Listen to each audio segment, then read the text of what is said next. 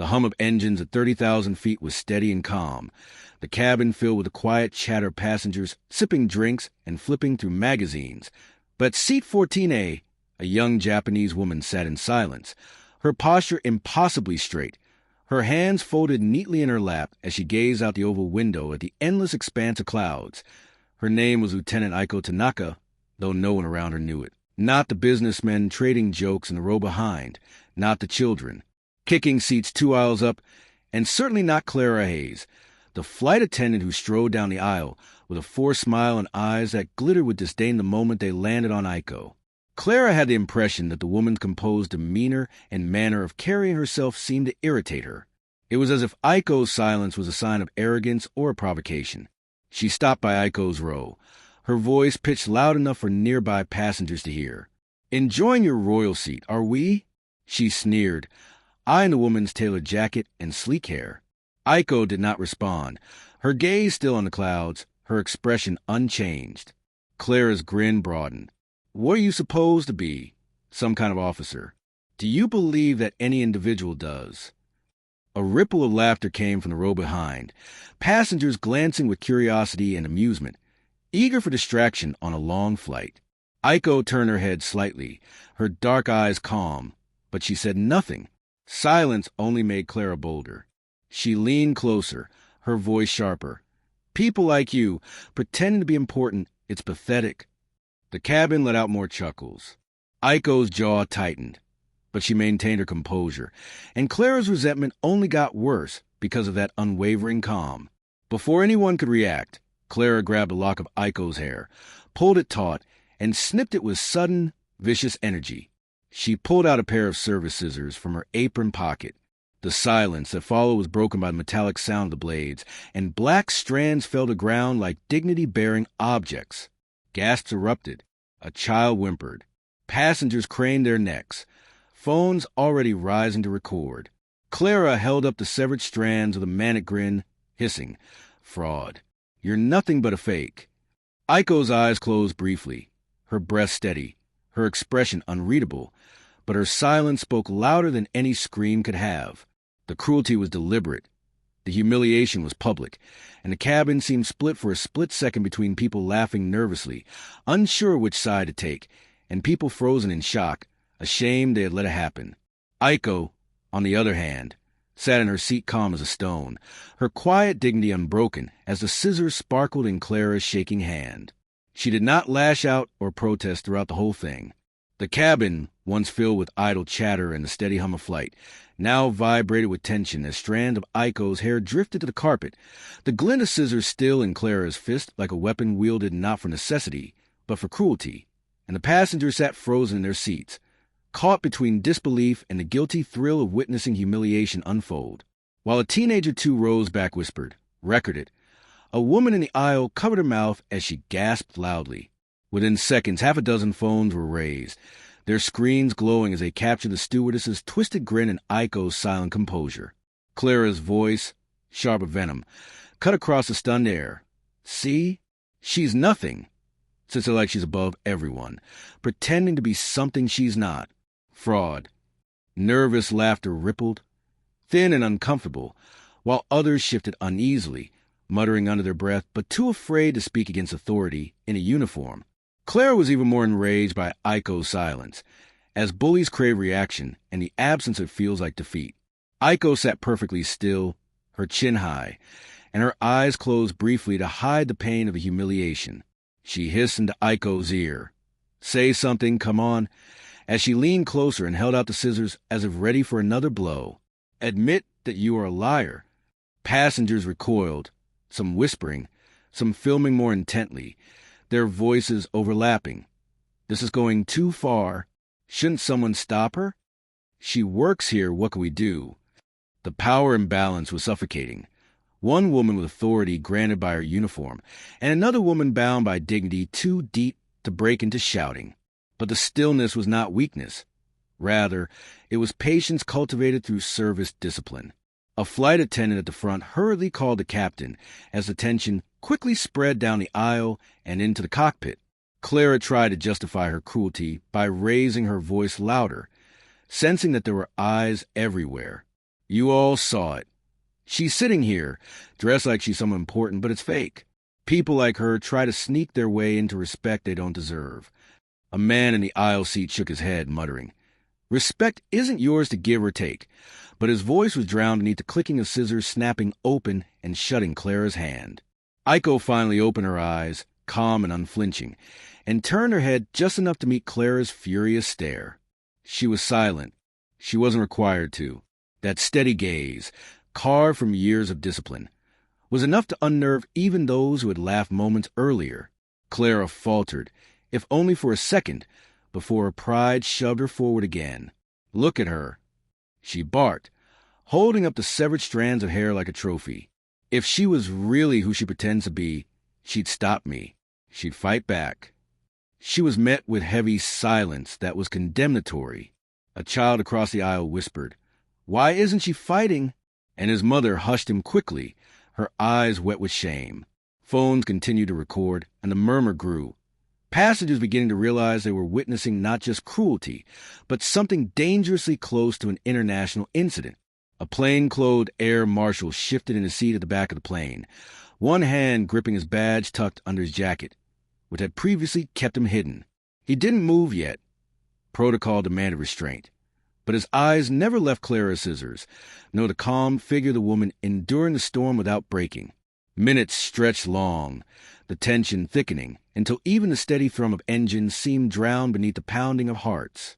Passengers leaned closer to one another, whispering theories. "She must be military. She carries herself like one. Did you see how she saluted earlier when the jets passed?" Others shook their heads, still clinging to disbelief, unwilling to admit they had laughed too soon. At the front of the plane, the cockpit door cracked open, and Captain Reynolds stepped out, his face stern as he scanned the chaos in the aisle. His voice boomed over the murmurs. "What's happening here?" As she continued to point her scissors at Aiko, Clara quickly straightened and donned a mask of authority. "This passenger is impersonating an officer, sir. I was exposing her." Gasps rippled. Exposing? The word tasted like poison in the air. All eyes swung back to Aiko, who sat as she had before, calm, silent, dignified, her only movement the slow lowering of her hand to the armrest, as though to anchor herself. The cut hairs on the floor, Clara's flushed face, and the scissors caught the narrowed Captain Reynolds' eye. "And you think cutting a passenger's hair mid-flight is exposing anyone?" His voice dripped with restrained fury. Clara stammered, desperate. "She's a fraud. She acts like she's some kind of soldier." Her justifications were pierced by the captain's piercing glare as his jaw clenched. Behind him, the air marshal finally rose from his seat, his badge flashing as he strode down the aisle. "You've humiliated a decorated officer in front of 200 witnesses," he said in a calm but piercing voice. "And now you put this flight in jeopardy." The words detonated in the cabin, passengers gasping, phones shaking in hands as they recorded every second. Clara's face went white, her lips parting in disbelief. But before she could protest, the marshal leaned closer, his voice carrying the weight of truth. "Lieutenant Tanaka isn't just a passenger. She is an officer in the military who just got back from joint operations with the United States. Additionally, this flight will not continue as planned as a result of your efforts." His eyes lifted to the captain. "Emergency landing. Immediately." Gasps turned into chaos. Passengers shouting, some weeping, all realizing the cruelty they had laughed at minutes earlier had now become a scandal that would change everything. Even as the sky itself prepared to bow to her once more, Aiko Tanaka remained seated, her calm presence remaining the only constant in a cabin that was unraveling. The captain's order rippled to the cabin like a seismic shock, and within minutes the steady course of the jetliner shifted, banking slightly as the engines roared a little louder, the announcement over the PA system calm but heavy. "Ladies and gentlemen, due to the situation on board, we will be making an emergency landing at the nearest secure airport. Please keep your seat." Panic surged instantly through the rows, passengers gripping armrests, mothers pulling children close, whispers clashing like a storm.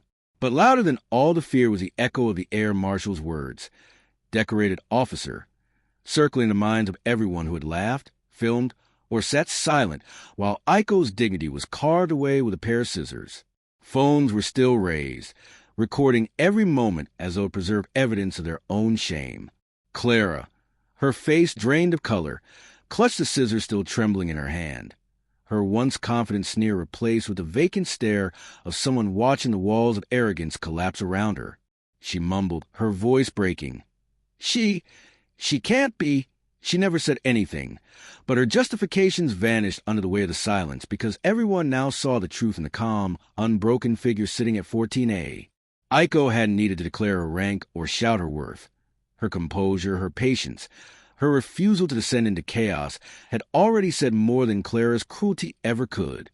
The air marshal leaned in and said, Lieutenant Tanaka has served both her country and ours as the plane broke through the clouds. She is respected by militaries across the Pacific. And you, Miss Hayes, have just committed an assault against an ally officer mid-flight. The words detonated like thunder, passengers gasping, some shaking their heads in disbelief at how quickly mockery had turned into disgrace. Clara collapsed into her jump seat, hands trembling, whispers of she's finished hissing through the rows. Then the roar outside grew louder, different, heavier than the engines, and faces whipped toward the windows as three gray shadows streaked into view, sleek forms glinting in the fading light. Jets! Someone shouted, and children pressed their faces to glass as the unmistakable silhouettes of fighter aircraft slid into formation beside the airliner. Gasps filled the cabin as one jet tilted its wings in a deliberate salute, a gesture unmistakable to anyone who had ever seen respect given in the sky. People yelled, some fumbling with their phones to record the bizarre sight, and others covering their mouths in awe. Clara shrank further into her seat, the scissors clattering to the floor as the reality of her actions grew unbearable. Fighter jets were now escorting the very plane she had turned into a stage for her cruelty. And at the center of it all sat Aiko, her eyes calm, her hands slowly rising once more into a perfect salute, held steady through the glass. The lead jet dipped in response, the steel bird bowing to her dignity, its wings gleaming like silver in the sun. Gasps became applause, shame became reverence, and the passengers, who minutes earlier had mocked or sat silent, now sat in the presence of truth undeniable. Aiko lowered her hand slowly, her expression unchanged, her silence still louder than words. The marshal's voice cut to the cabin one last time, final and irreversible. When we land, this plane's crew will be removed and Lieutenant Tanaka will receive the respect owed to her. Remember this moment. Some of you laughed. Several of you viewed. But none of you will ever forget. The cabin sank into silence, heavy with shame and awe, as the jets guided them down to the clouds toward the runway, their salute carved forever in the memory of every soul aboard. The landing gear groaned and locked into place as the runway lights glittered through the dusk, the fighter jets still flanking the airliner, like guardians guiding a wounded vessel to safety. The rustle of seatbelts clicking more tightly and the nervous breathing of passengers who had seen dignity, humiliated only to see it honored from the sky themselves, were the only sounds in the cabin now. The captain's voice crackled over the intercom, calm but firm. Ladies and gentlemen, please remain seated. Upon arrival, security personnel will board the aircraft immediately. Whispers darted through the rows. They're here for her? No, for the crew. She really was an officer. But no one dared raise their voice above a hush. Aiko sat as she had all along, calm, collected, her face turned toward the fading horizon. Even though she had not once called for respect or raised her voice, the entire plane was now waiting for her, their eyes filled with guilt, respect, and the dawning realization that dignity and silence could carry more weight than rage ever could. Clara sat hunched in her jump seat, face pale, hands trembling, eyes darting toward the door as if searching for an escape that didn't exist. The scissors she had brandished lay forgotten on the floor, gleaming faintly under the cabin lights like a relic of her downfall. The plane touched down with a heavy jolt, tires screaming against asphalt, and almost instantly flashing blue lights lined the taxiway as security vehicles raced alongside. When the cabin doors opened, uniformed personnel poured in, not with panic, but with precision, their movements crisp and professional. They immediately went to Clara. Gasps filled the cabin as she was pulled from her seat, her protests weak, her excuses stumbling and incoherent. I didn't know. She didn't say, she cried. But her words were drowned by the clicking of cuffs, the cold mirror of the humiliation she had inflicted on another. Passengers lowered their eyes, ashamed, as a woman who had strutted with arrogance hours earlier was now dragged away in disgrace, her uniform stripped not by hands but by her own cruelty. The captain, face grim, addressed the passengers directly. On behalf of this airline, I apologize for what has transpired. This is not who we are, nor who we will ever allow ourselves to be again. His voice trembled slightly, carrying both shame and resolve. Then, with a respectful turn, he faced Aiko. We let Lieutenant Tanaka down. I failed you. Please accept our deepest apologies. The cabin turned with him, hundreds of eyes fixed on her, waiting for a response. Aiko rose slowly, her movements calm, her posture impossibly straight despite the strands of hair that still lay scattered across the floor like evidence of cruelty. She faced the captain, then the crowd, her voice soft but carrying through the silence. Respect is not a gift. It is a responsibility. And too often people forget that. She didn't look at Clara's empty seat, didn't yell in rage, or dwell on being humiliated. Instead, she inclined her head once in acknowledgement and added, I ask nothing for myself, only that you remember this moment the next time you see someone different from you. Dignity is not earned by appearance, it is lived. Her words hung in the air like scripture, searing into every guilty heart in that cabin. Passengers lowered their heads, some with tears glistening, some whispering apologies into quiet as if that could erase their complicity. As the escort led her gently off the plane, children leaned into the aisle, waving shyly, one small voice whispering, She's a hero. And though Aiko did not turn, a faint smile touched her lips, a smile not of pride but peace. While mockery may rise from ignorance, truth and honor will always descend to meet it, steady as wings in the sky, as the fighter jets lingered on the horizon outside.